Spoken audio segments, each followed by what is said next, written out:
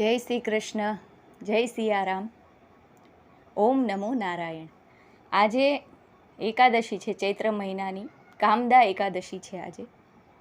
તો આજે હું કામદા એકાદશીનું મહાત્મય લઈને આવી છું, વાર્તા લઈને આવી છું. તો બધા ભાવથી અને પ્રેમથી સાંભળજો અને પ્રભુ શ્રી નારાયણના ચરણોમાં, પ્રભુ શ્રી રામના ચરણોમાં અર્પણ કરજો. અને જો મારી વાણી, મારો પ્રયાસ બધાને ગમતો હોય તો કૃપા કરીને મારી ચેનલને લાઇક, શેર અને સબસ્ક્રાઈબ જરૂર કરજો.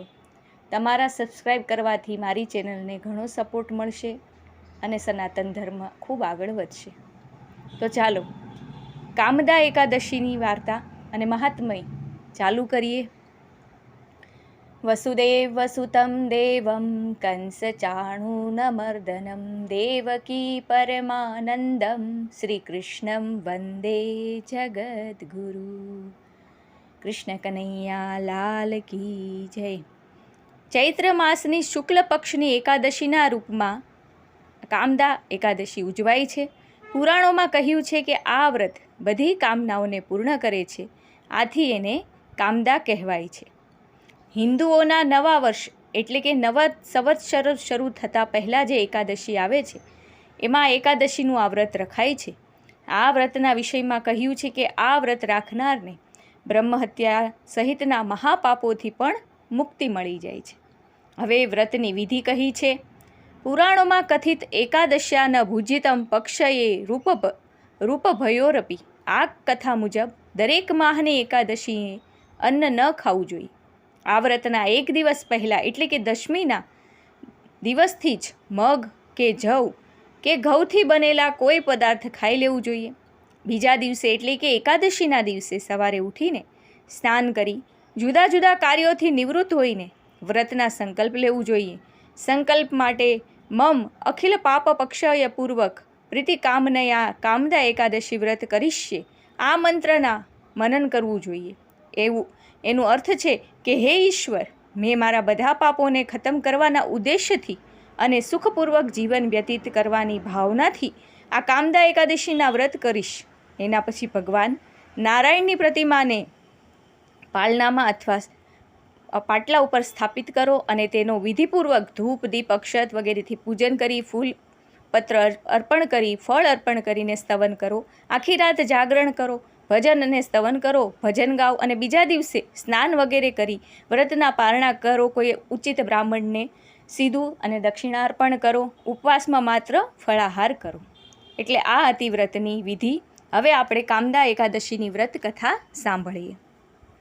પહેલાંના સમયમાં ભોગાવતી નામની નગરીમાં પુંડરીક નામનો નાગરાજા રાજ્ય કરતો હતો. તેની સેવામાં ગાંધર્વો, યક્ષો, અપ્સરાઓ તથા કિન્નરો સદા રહેતા.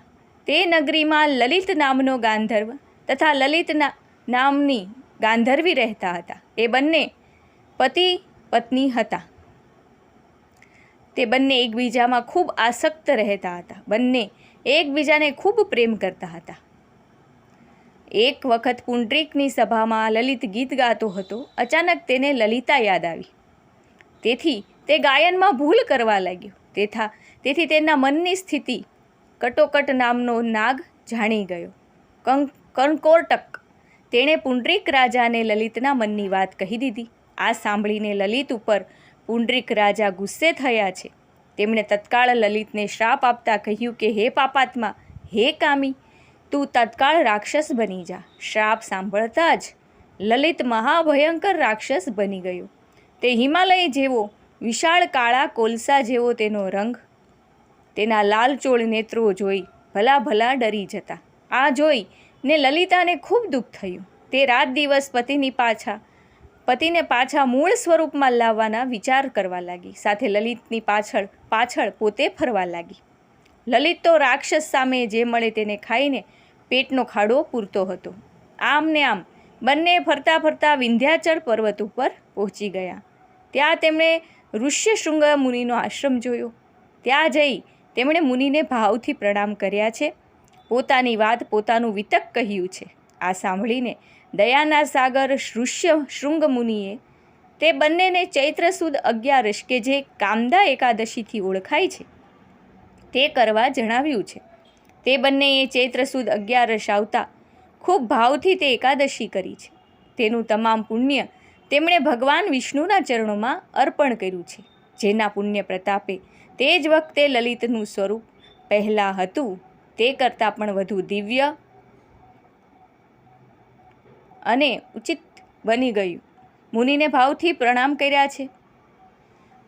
તે કરવા જ જેના પુણ્યના પ્રતાપે તે વખતે જ લલિતનું સ્વરૂપ પહેલાં હતું એના કરતાં પણ વધુ દિવ્ય થઈ ગયું. લલિતા પણ ઇન્દ્રાણીની જેમ શોભવા લાગી છે. આ પછી તેઓ પાછા ભોગાવતી નામની નગરીમાં આવ્યા. તેમને જોઈને પુંડરીક રાજા ખુશ થઈ ગયા છે. તેણે સર્વ વૃત્તાંત તેમની પાસેથી સાંભળી પાછો લલિતને સેવામાં લઈ લીધો છે.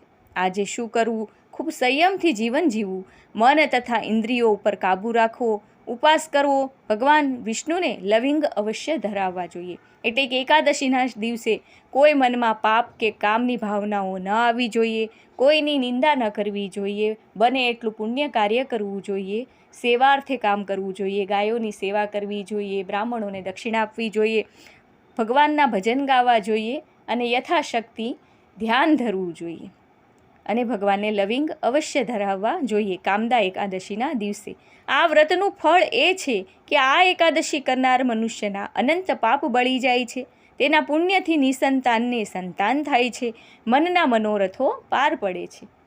ઓમ નમો નારાયણ. બોલો ભગવાન નારાયણની જય, લક્ષ્મી નારાયણ ભગવાનની જય, કૃષ્ણ કનૈયા લાલ કી જય. આ સાથે કામદા એકાદશીની કથા, વ્રત કથા મહાત્મય અહીંયા પૂરું થાય છે. ઓમ નમો નારાયણ.